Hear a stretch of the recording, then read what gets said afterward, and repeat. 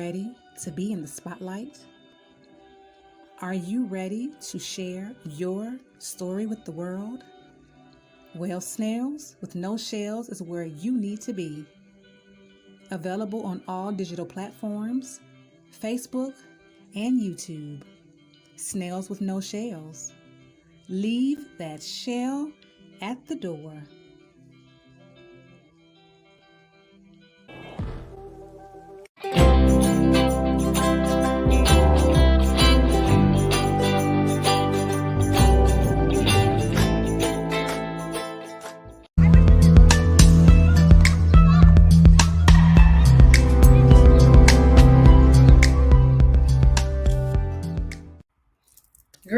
Greetings, beautiful ones. I am Ms. BJ Martin, and this is Snails with No Shells. Leave that shell at the door. That's my only rule in this room. All right, we're going to get into it tonight. This is going to be an amazing video, amazing show tonight. We're doing something a little different, okay? So let's get into it. I'm excited. We're all excited. Let's go. I'm going to bring to the stage, this is my lovely friend and co-author, Deborah Jennifer Fry. How you doing? Amazing. How are you? I am fantastic. Thank you for having me this evening. Yes, thank you for returning. We had such a great time the last time you were here. So yes I am honored, Queen. I am honored. Same here. Same to you. All right. So like I said, ladies and gentlemen, we're doing something a little different. We're going to bring in, we have some male guests with us this evening. Let's get into it. Let's bring them on out. And then we're going to tell you all about it. All right.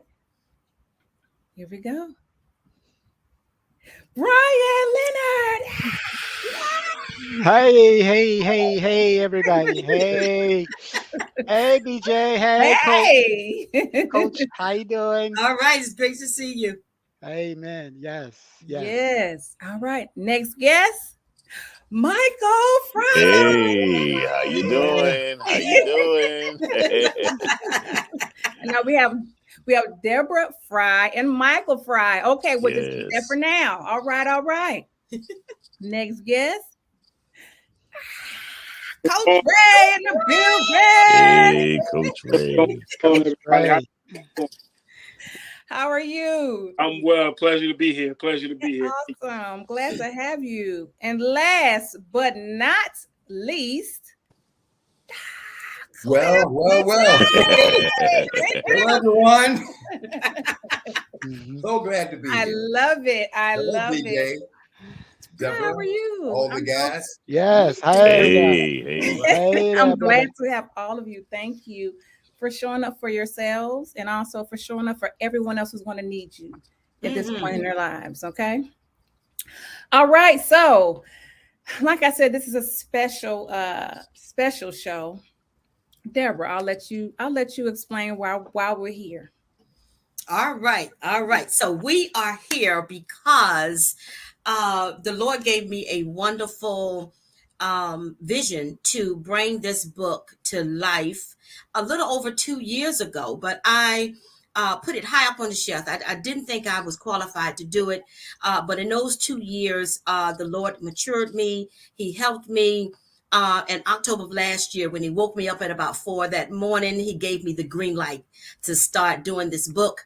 And the great thing about it is we have anthologies all the time, all over the world. But he told me to have men come to the table. He told me to have men to come and share their heart on the paper. And he told me to have men to talk about grief, the different grief that they have had in their life that they wanted to share, that they thought would be some insight and some encouragement and some help for other men, other women, anyone that read this book, Grief Through His Eyes, seeing grief from his point of view.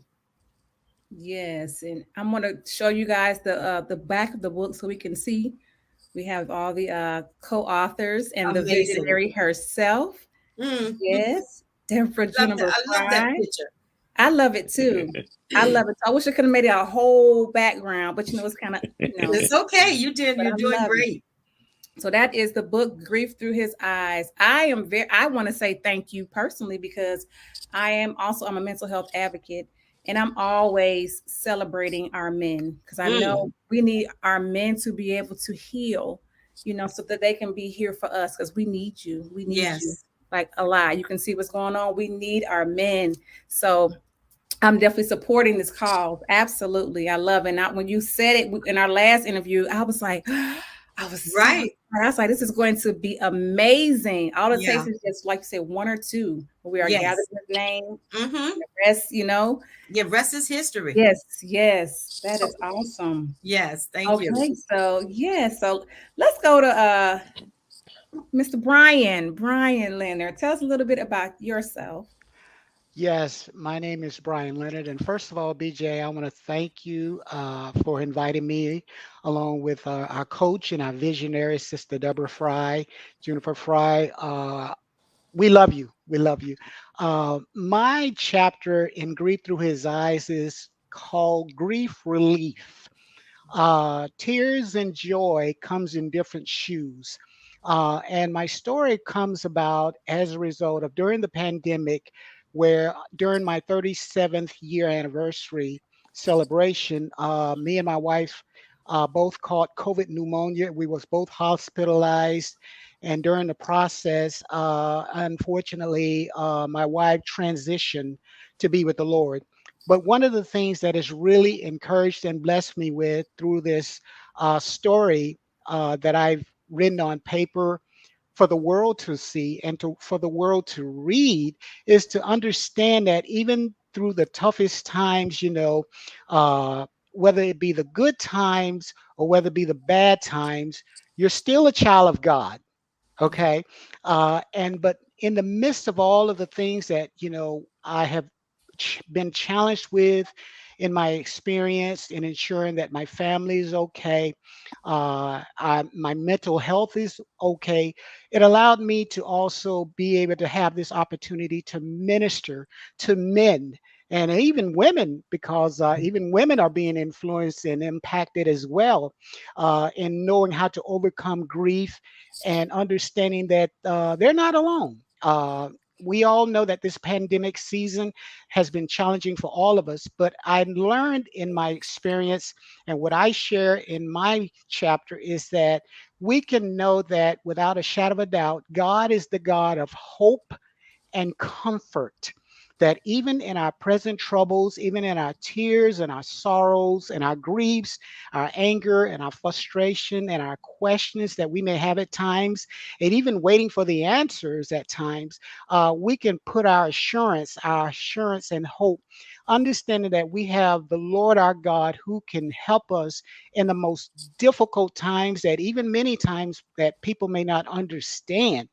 And that's what's kept me connected with such wonderful men, co-authors, and my coach visionary, and even yourself, like BJ, who wants to be that example to let people know that if you can if I can overcome it and get through these things, whether there is peaks, whether there be valleys of grief and sorrow, understanding that anytime we sow tears, there is definitely a harvest of joy, and that God continues to keep His word in helping us to live above the circumstances and situations that we may expectedly or unexpectedly face in life. So that's what pretty much my chapter provides for people all over the world.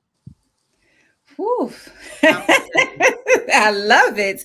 That's a heck of a chapter. All right. Thank you, Brian. All right. Okay. Thank so you. Next we'll have Michael Fry. Now, ladies and gentlemen, I see Deborah Juniper Fry, and then I see Michael Fry. So what does that mean, Michael? That's my honey. That's her. Yeah. I love it. Yes. That's a good way to describe her. Honey. She's so sweet. Yes. She is. Thank Yes, you. my wife is an amazing woman. She inspired me to write my chapter, which is called Heartache to Healing. And I was a little reluctant to sit down and put my thoughts on paper, However, I had a lot to say in my mind, but she gave me the courage to sit down and put it on paper and allow for people to be able to read it and be able to address the elephant in their room. A lot of times, people are in some kind of workplace environment and or some kind of job, and there's things going on that are not appropriate, but you're kind of walk around with the tape on your mouth and the muffles on your ears that you just can't address anything. And this chapter is to help people, not just men, but women as well, address those issues and be able to find a way to cope and or get out of those situations. Awesome. I love that. Okay. Very good, Michael Fry. Yes. I love that. I love that. Man, a few words, but boy, those words are powerful. Yes. That is awesome. That is awesome. Okay, Coach Ray. How you doing? First off, I just want to say thank you to Mama Fry and for giving me the opportunity to be a part of this. And I must say that it's been great. This roller coaster has been one of positivity and encouragement and renewed strength that is necessary in the process. Title of my chapter is Achieving Purpose Through Pain. Story came about because my father passed when I was 27, but because I was the responsible son, if you put it up, I put it in those terms, I was responsible. I had two brothers, but I was the responsible one, and the one my mom leaned on the most. I didn't really have the opportunity to grieve because I was making sure my brother was okay. I was making sure my mom was okay. Never had the time to stop. And I had an older brother who was calling me like all times of the night. He was grieving. So I was trying to get them through. Never had the opportunity to properly grieve myself. And the pain eventually started to develop in other ways. I talk about how that pain developed into, drinking, partying, promiscuity, what have you. Everybody's manifests differently. Out of that realm of my life, I was blessed, and despite the circumstances, I was blessed in fathering two children who are my world. And part of the reason why I do what I do. Time progressed, and God continued to work on me and work on me and work on me until finally He was like, all right, you have a purpose. I put you here for a reason. It's time for you to stop worrying about what everybody views you as and step into your purpose. And so I did that. And I took that realm and stepped from my pain into purpose. And through that, I've been able to impact the lives of tons of youth in our 757 area that I love dearly, because that's my passion. My passion is giving back to the next generation, making sure their lives are better and helping them see that they have a bigger purpose in life.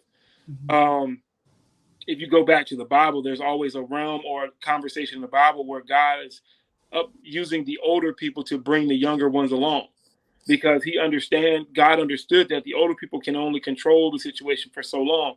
We're not supposed to walk into paradise the next generation is. We're supposed to prepare it for them.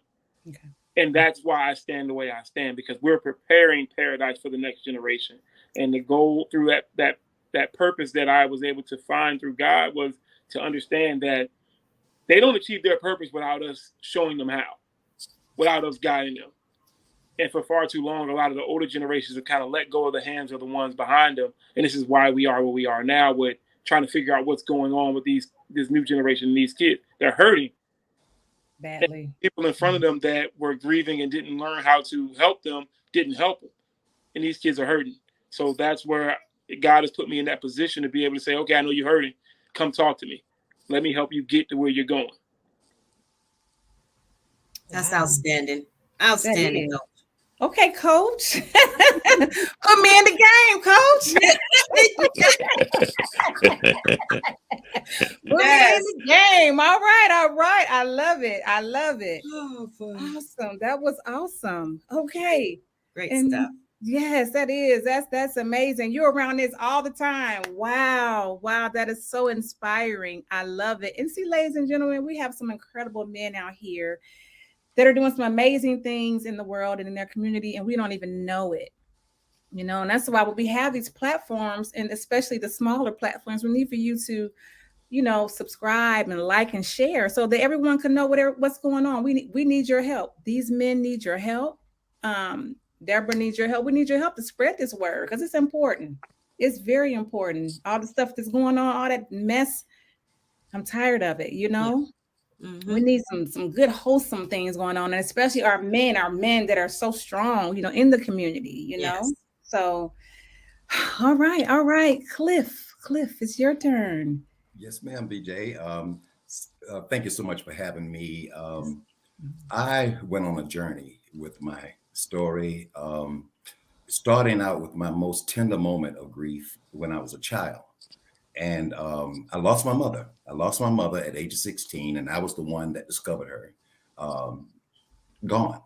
So from that moment on, just a little story about my mother. She was a Christian woman. She was raising 7 children. I was the youngest of all of the 7, and I was the last one home with her when she passed away. So it was only her and me living together, and everybody else had gone their own, their separate ways and that kind of thing. So basically, because of such a tender moment and what I went through, my purpose changed. I was a rebellious child. I dropped out of school at 16, as soon as I got able to do it. And when my mother passed, I was at that state. So I was in the mindset that, oh man, I missed it. My mom passed, and here I am, really not in her will, to please her. She's prayed for all 7 of us to be saved.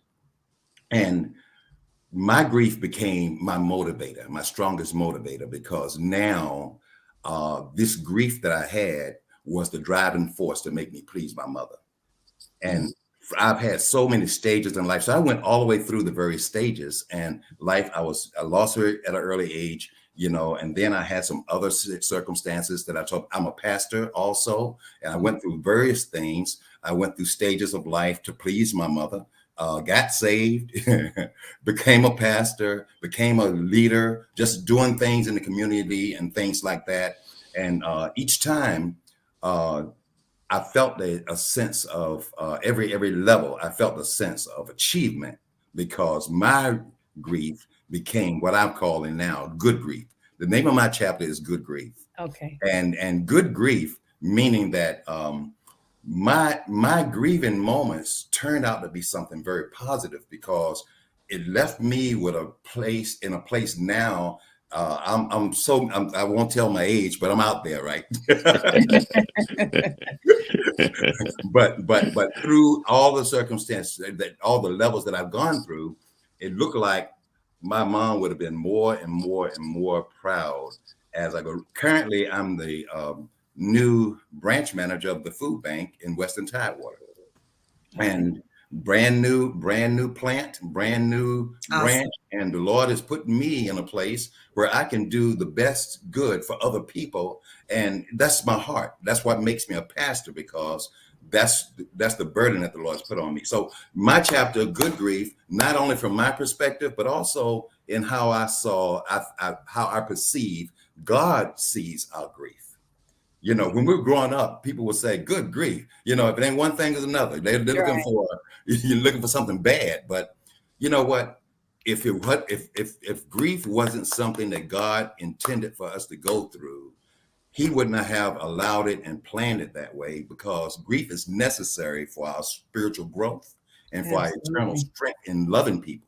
So all that's in my book, and all in my chapter, and my chapter is Good Grief. And I think it's a good thing that every man goes through the process of grief. Many of us don't get to experience it because we get stuck in one of the stages of grief. Maybe we're angry, maybe we're in disbelief, maybe we don't know that we're in grief.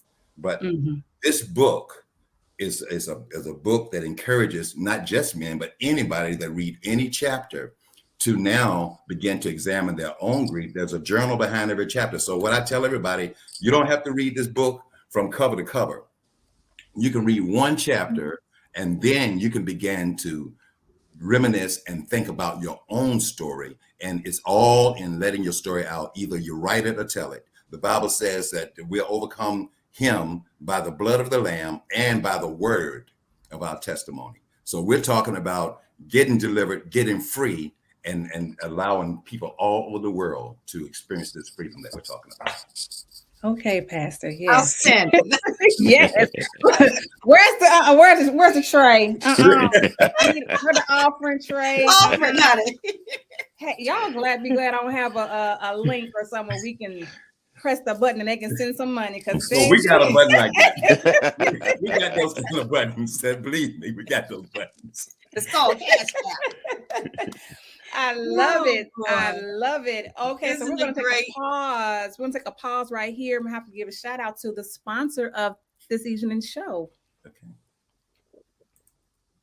And we'll be right back.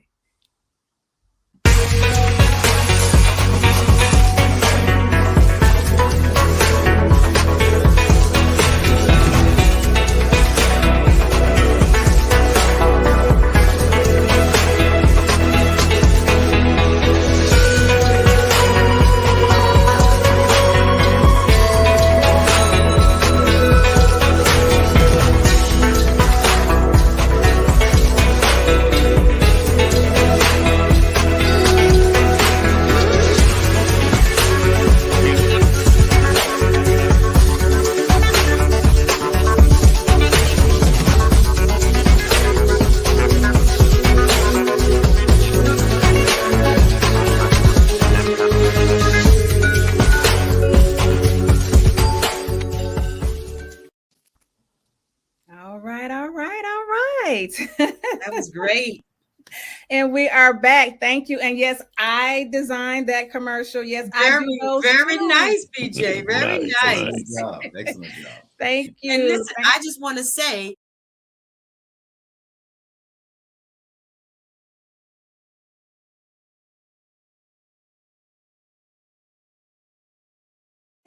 Just my imagination, or is it just insanity?